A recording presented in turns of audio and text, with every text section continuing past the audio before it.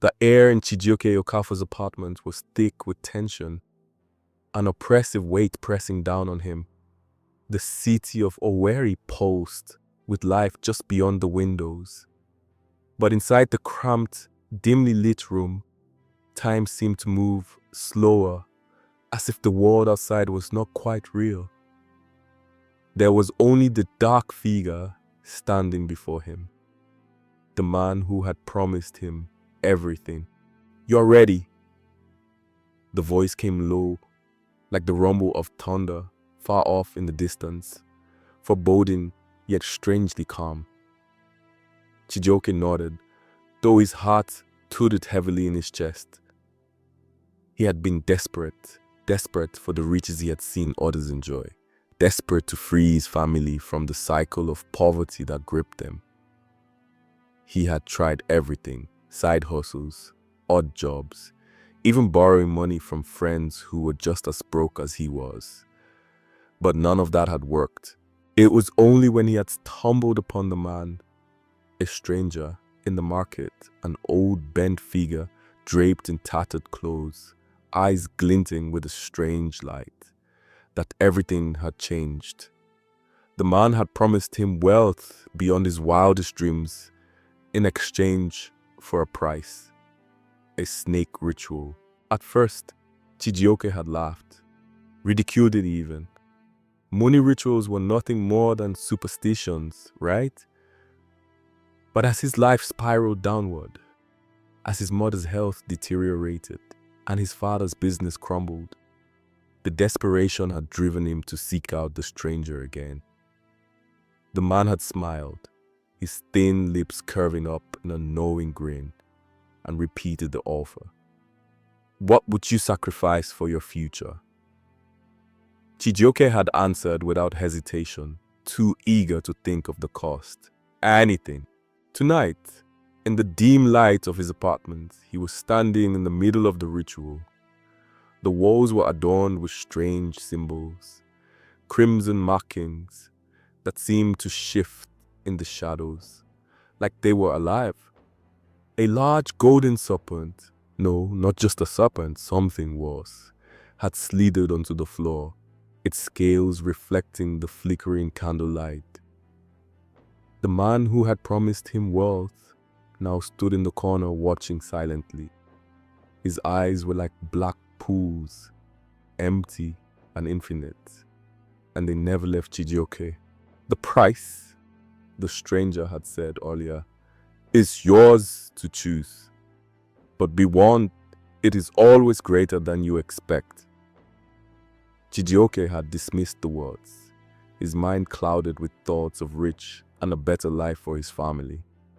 Now, standing in the cold silence of his apartment, surrounded by the symbols and the slithering creature at his feet, he could feel a knot tighten in his stomach. The serpent raised its head, its yellow eyes gleaming like a predator's. Chijioke swallowed hard, barely able to breathe. "What do I do?" he whispered, his voice thick with fear. "Close your eyes," the stranger instructed softly, "and speak your wish." Chijioke hesitated. The words seemed to catch in his throat. Could he really do this? Could he really give himself over to something so unknown? But the weight of his reality, the piles of bills he couldn't pay, the broken promises to his wife, Ngozi, and their two children, Obina and Chinonso, spurred him forward. He had no choice. The ritual had already begun. He closed his eyes. "Let me family be free," he whispered. "Give us wealth. Let us be rich, so that nothing can touch us again. Heal my mother, bless my father's business, and bring joy into my house." The serpent's hiss echoed through the room. It seemed to grow louder, more intense, until Chijioke thought his ears might burst. He forced his eyes open and saw the serpent moving toward him, coiling and writhing, its body winding around his legs, its cool scales sending shivers up his spine. It was then that he saw something that froze his blood. A flash of light, sharp and bright, struck his chest like a dagger. The serpent had struck. Chijioke's body stiffened as a sharp pain shot through his ribs. He gasped, his knees buckling beneath him, but he could not scream. He could not move. His eyes locked onto the creatures, and in that instant, he felt as though his very soul was being pulled, tugged from his body. The pain surged again, worse this time, as if the serpents were feeding on his very life. His vision blurred, and for a moment he lost consciousness. But when he awoke, he was on the floor, trembling, his body cold, the ritual complete. The room was silent once more, save for the steady hiss of the serpent, whose eyes now glowed a deep crimson. Chijioke barely registered the fact that the man had disappeared, leaving only the terrible presence of the creature behind. A sudden weight pressed down on his chest, a suffocating feeling as though something was now inside him, part of him. His heart pounded and his head spun. What had he done? And then, like a thief in the night, the price came for the first time. It started slowly at first. The following morning, his mother, Mama Neka, who had been bedridden with a severe illness for months, suddenly woke up, her body no longer frail and weak. She stood, walked to the kitchen, and began cooking, no longer in pain. She seemed healed, renewed. At first, Chijioke thought this was a miracle, but something about it felt wrong, too perfect, too sudden. It was when his father came back from a business trip, richer than he'd ever been, that the feeling deepened. The money was too much, the blessings too obvious. Chijioke's family began to enjoy luxuries they had never dreamed of before. Expensive clothes, new cars, more than enough food. His children's laughter echoed through the halls, and his wife's face, once marred by worry, now glowed with happiness. But then, things began to take an uncertain turn. The first price had been paid. The wealth had come. But at what cost? Chijioke looked out of his window and saw something in the distance that made his blood run cold. A figure standing in the street, watching him. It was the stranger. No, it wasn't the stranger anymore. It was the serpent. It had returned. And now it was demanding its price. As Chijioke gazed into the creature's glowing eyes, the first true wave of horror hit him. The price had only just begun, and he feared he would lose everything. The morning after the ritual, Chijioke awoke to the sweet scent of freshly fried akara drifting through the apartment. He hadn't remembered the last time his mother had cooked a meal for the family. The sight of her in the kitchen, sweating over a pot of steaming beans, made his heart skip a beat. He could hardly believe his eyes. Wasn't she supposed to be in bed, barely able to move? Wasn't she dying just days ago? But there she was, as full of life as a woman half her age. "Mama, is that you?" he asked, standing in the doorway, his voice barely above a whisper. She turned, flashing him a wide grin. "Of course it's me. Who else would be making breakfast in this house? Come and help your old mother now. You think I'm not capable." Her laugh was hearty, a sound he hadn't heard in weeks. Chijioke's heart trembled. His mother's joy was a balm to his worried soul, but it didn't quell the unease gnawing at him. The ritual had worked too fast, too easily. Surely there should have been more to it than this. Something had to go wrong. It was never this simple, but he couldn't deny the relief that washed over him. His family was healed. Wealth had already started pouring in. His wife Nyozi walked in with his children, a sparkle in her eyes he hadn't seen in ages. She wore a silk dress he had only dreamed of buying for her, and she was beaming. My love, you won't believe it. Obina and Chinonso are doing so well in school. The teachers are saying they're top of their class. I don't know how it happened, but they're shining. She clasped her hands together in pure joy.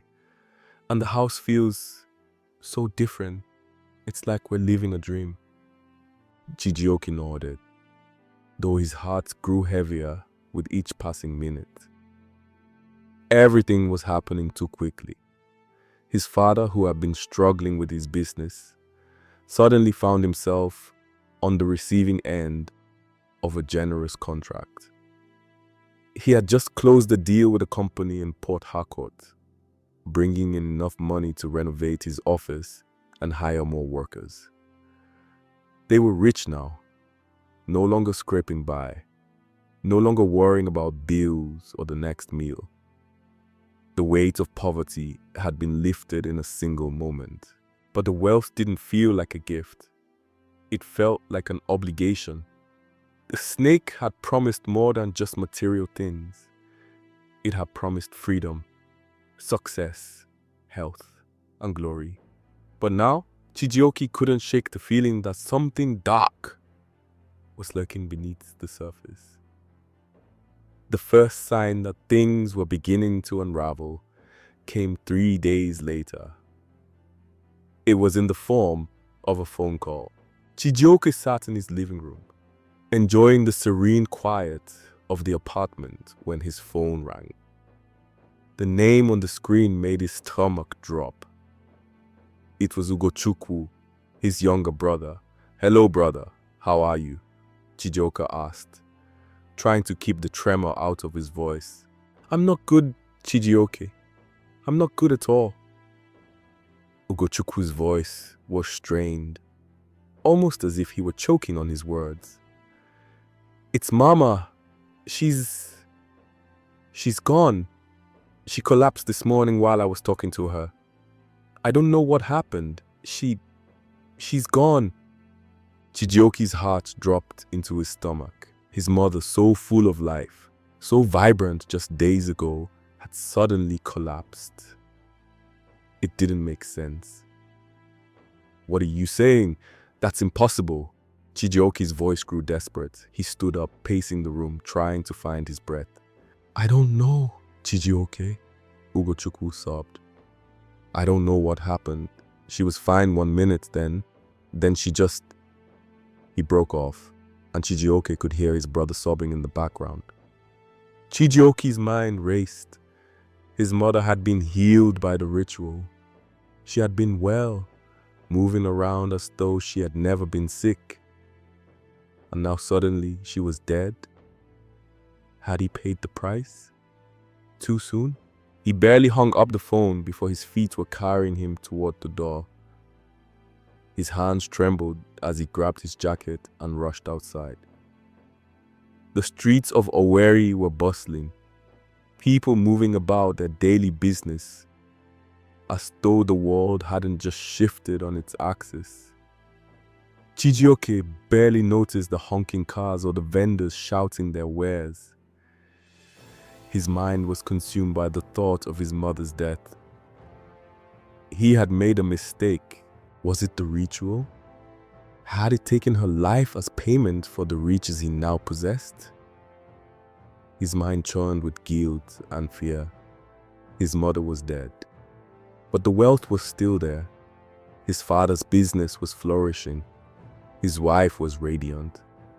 The money seemed to flow endlessly, but it came with an unbearable price. As he rushed through the crowded streets, the world seemed to blur around him. But then, as he passed a narrow alleyway, he saw something that made him stop in his tracks. A shadow. It was a shape. No, a figure, standing still in the alley, watching him. Its form was indistinct, but Chijioke could feel its eyes on him, cold and calculating. His heart skipped a beat, and he instinctively stepped back. The figure was moving now, closer, and the streetlights flickered as it approached. Chijioke froze, unable to move, unable to breathe. Then he heard the sound. a low hiss, so soft it almost blended with the noise of the city. But it was unmistakable. The serpent. Chijioke's breath caught in his throat as the figure drew nearer, its form becoming clearer with every step. But it was not human. It was the serpent, or rather something that looked like it. Its scales were like obsidian, glistening in the dim light, and its eyes burned with an unnatural glow. The sound of its hissing grew louder, filling the streets with an eerie, suffocating sound. Chijioke stumbled backward, but his legs wouldn't move fast enough. "You wanted wealth," the voice came from nowhere, but it rang in his ears as if it were directly in front of him. "You asked for it, you took it. Now the price must be paid." The serpent's eyes flickered, and its massive body began to coil, wrapping itself around him in slow, deliberate movements. Chijioke wanted to scream, to run, but his body was paralyzed with fear. His wealth, his family's newfound joy, his mother's death. It was all too much. The curse was real, and it was not done yet. Chijioke's legs buckled beneath him as the serpent's eyes locked onto his, gleaming with an unholy light. He could feel the weight of its gaze like a physical presence, pressing down on him. The world around him seemed to distort. The sounds of the bustling city suddenly muffled, as though the streets of Owerri were miles away. The hissing grew louder, more frantic, a venomous rhythm that seemed to pulse through his veins. His heart raced, his breath shallow as panic gripped him. "You asked for this, Chijioke." The voice came again, louder now, echoing in his mind as though it were no longer just a whisper. The serpent's form was twisting, expanding, wrapping itself tighter around him with each passing second. Chijioke tried to pull away, his body shaking violently, but his feet remained rooted to the ground, as though he were trapped in a dream.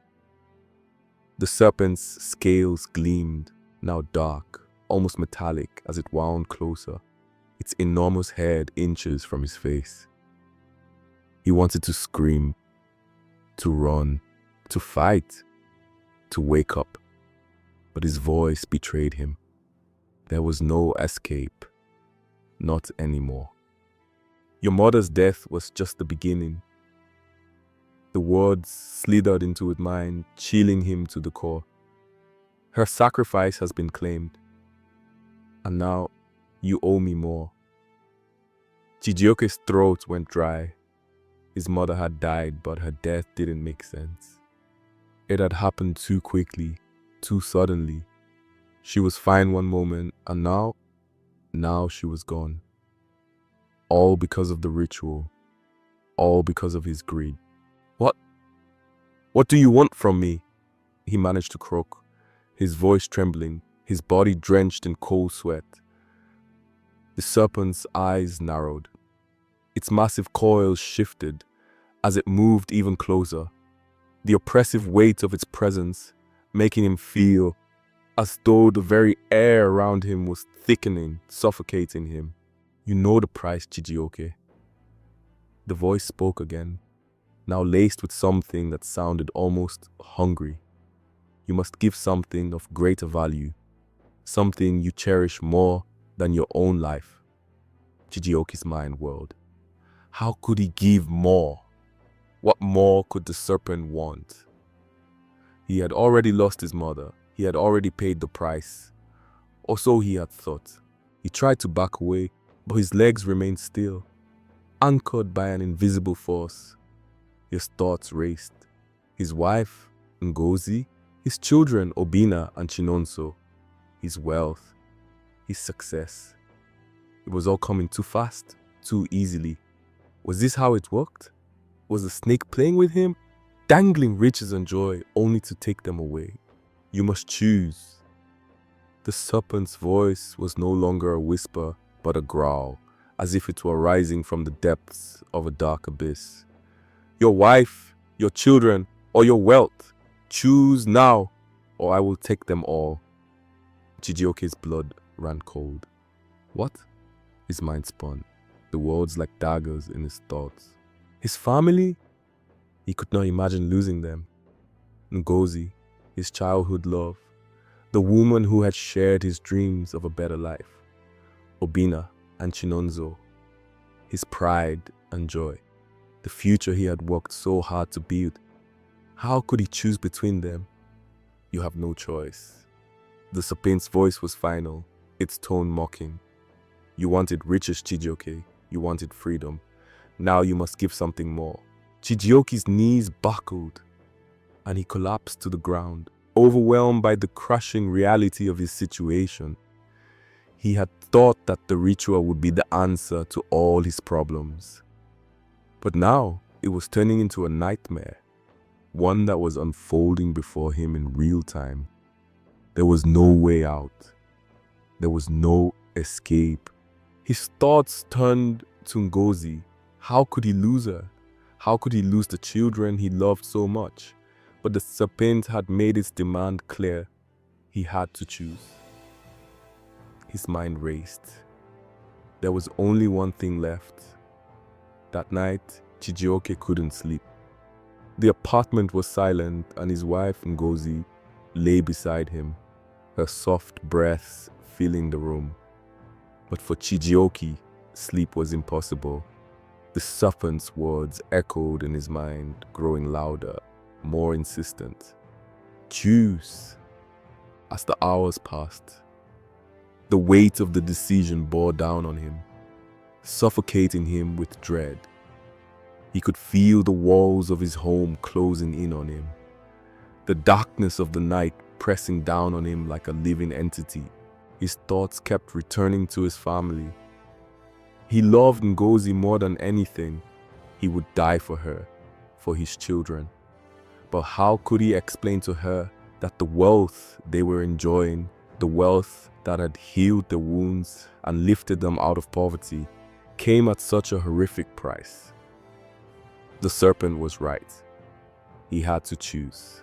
At dawn, as the first rays of sunlight filtered through the curtains, Chijioke sat up, his heart heavy with the weight of his choice. He was too afraid to face the consequences head-on, yet he knew he could not keep running. The serpent would claim more if he didn't give in. Ngozi stirred beside him, her eyes fluttering open. She smiled sleepily. "Good morning, love." Chijioke smiled back, though it felt forced. He kissed her forehead softly, then glanced down at their two children sleeping peacefully in their small beds across the room. He could hear the serpents hiss again, faint but undeniable, like a distant drumbeat, urging him to act. His mind was made up. "I choose wealth." The words left his lips before he could stop them. As soon as the words left his mouth, a cold gust of wind swept through the room, and the lights flickered violently.